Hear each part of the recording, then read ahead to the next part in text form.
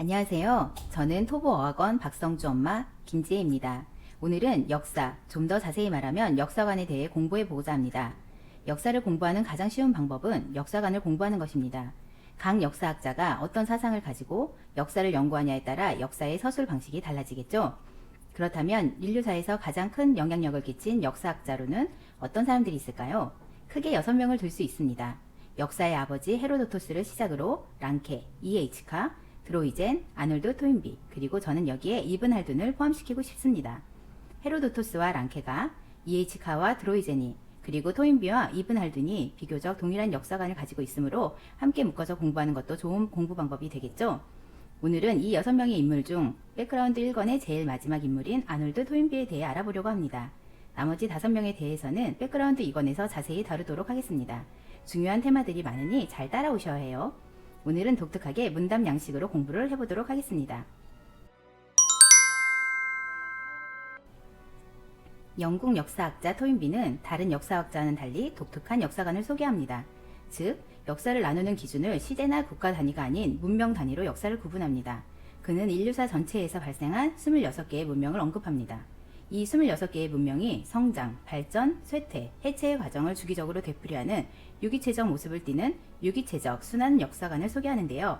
앞으로의 공부에서 유기체적이라는 표현이 등장하면 생명의 생멸의 역사와 유사한 개념으로 이해하면 무난할 것 같습니다. 여기서 토인비의 역사관의 핵심인 도전과 응전의 개념이 등장합니다. 도전에 응전한 문명은 찬란히 빛나고 도전에 응전을 실패한 문명은 쇠퇴하여 해체됩니다. 토인비는 그에 져서 역사의 연구에서 수없이 많은 해체된 문명을 소개하는데요. 그 과정에서 성경의 욥기와 괴테의 파우스트를 자주 언급합니다. 역경과 고난이라는 도전에 대항하여 끝까지 응전한 욥은 결국 하나님의 자녀로서의 찬란히 빛나는 영적 평안을 얻게 됩니다. 이렇듯 도전에 응전한 문명은 더욱더 번창하지만 도전에 응전을 실패한 문명이나 도전 자체가 없었던 문명은 소멸하게 됩니다. 도전과 응전의 개념이 헐리우드 영화에 대한 한국 영화의 응전이라는 개념으로 스크린 쿼터제에 관한 내용이 자주 등장한 적이 있었습니다. 그렇습니다. 도전의 강도는 어떠한 경우에도 같을 수는 없습니다. 따라서 응전의 강도도 달라집니다. 토인비는 가장 최적의 응전을 하기 위한 도전의 강도를 이렇게 설명합니다. 첫째, 너무 강한 도전은 창조적 소수자로 하여금 응전의 의지를 소멸시켜 응전이 실패한다. 둘째, 너무 약한 도전은 창조적 소수자로 하여금 응전의 반응을 소멸시켜 응전이 실패한다. 즉, 너무 도전이 약해서 응전할 생각을 하지 않는다는 것입니다. 셋째, 최적의 도전은 그 사이 어딘가에 있으며 성공적 응전의 발생을 유발하여 응전이 성공한다. 너무도 당연한 이야기 같지만 여기서의 핵심은 도전이 강할수록 응전의 강도가 강해지지는 않는다는 이야기입니다. 따라서 최적의 도전은 너무 강한 도전과 너무 약한 도전 그 사이 어딘가에 있습니다. 혹시 청어의 법칙이라고 들어보셨나요? 토인비가 자주 사용했다는 예화인데요. 런던 외곽 바다에서 잡은 청어를 런던까지 운반해야 하는데 청어의 특성상 오래 견디지 못하고 죽어버립니다. 하지만 한 어부가 싱싱한 청어를 런던까지 매일 운반합니다. 그 비결이 무엇이었을까요? 바로 물메기 한 마리를 청어 수백 마리가 든 수조에 넣는 것입니다. 물메기가 청어를 한두 마리 잡아먹지만 나머지 수백 마리는 잡아먹히지 않기 위해 정신없이 도망다니며 생존합니다. 즉, 적당한 스트레스가 청어를 살아남게 한 원동력이 된 것이죠. 어느 시대이건 역사에는 당면한 도전이 있습니다. 그런데 도전이 너무나 강하면 응전이 성공할 수 없으며 반면에 너무나 약하면 응전이 발생하지 않습니다. 도전이 적절한 강도일 때 문명이 탄생할 확률이 높아집니다.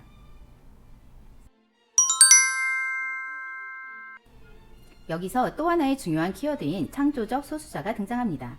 토인비는 다음과 같은 말을 합니다. 역사는 창조적 소수자가 도전에 응전한 역사이다 라고 말하면서 소수자의 창조적 기량과 도전 정신이 문명을 찬란히 빛나게 한다고 합니다. 학자들에 따라 다르지만 대략 4%에서 5%의 창조적 소수자가 95%의 다수를 이끌어갑니다. 그런데 여기서 궁금증이 생깁니다.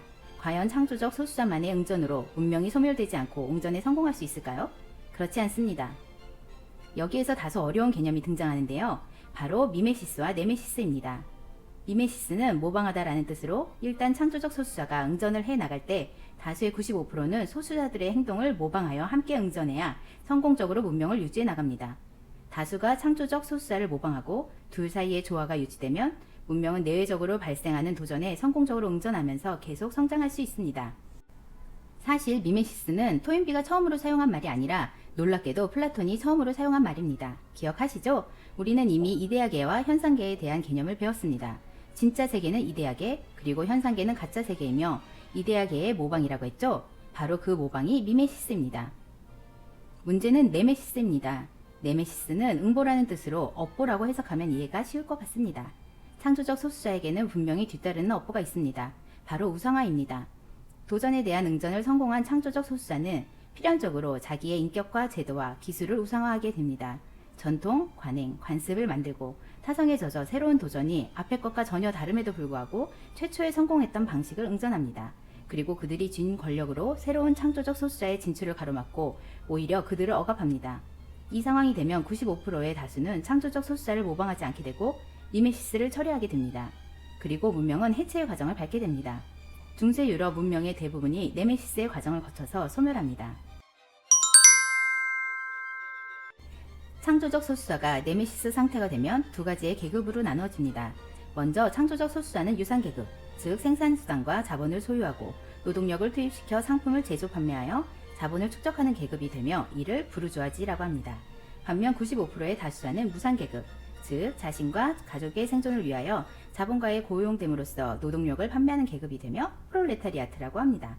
이 부르주아지와 프롤레타리아트의 갈등으로 인해 문명이 서서히 소멸되는 것입니다.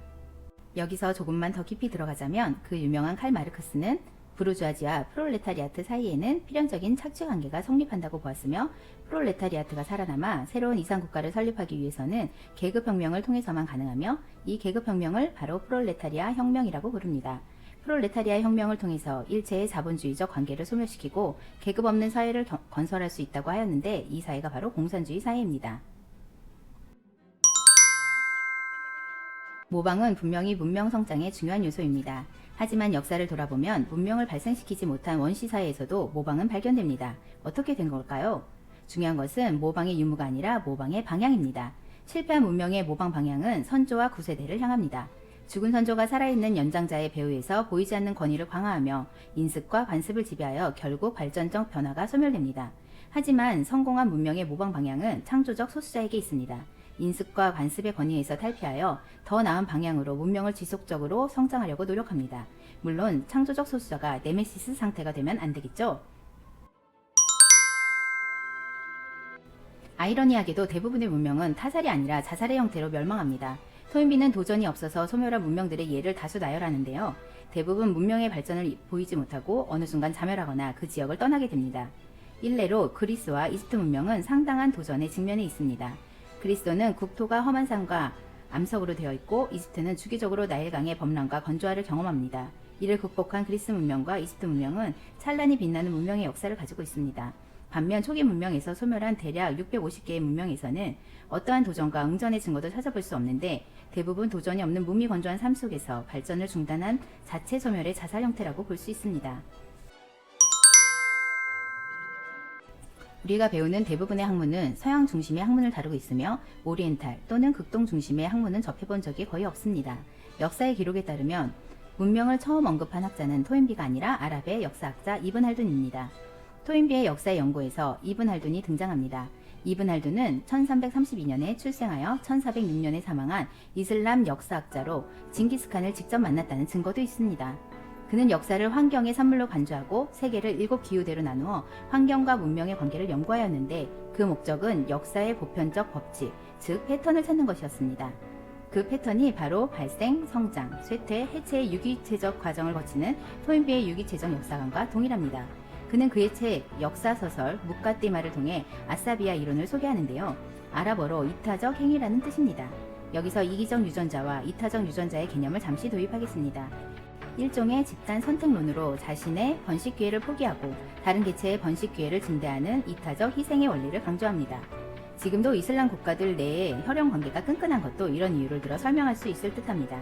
따라서 현대 진화론의 죄수의 딜레마를 통한 집단 선택론의 이론도 포함된 듯합니다. 이븐 할둔이 한 유명한 말을 소개하려고 합니다.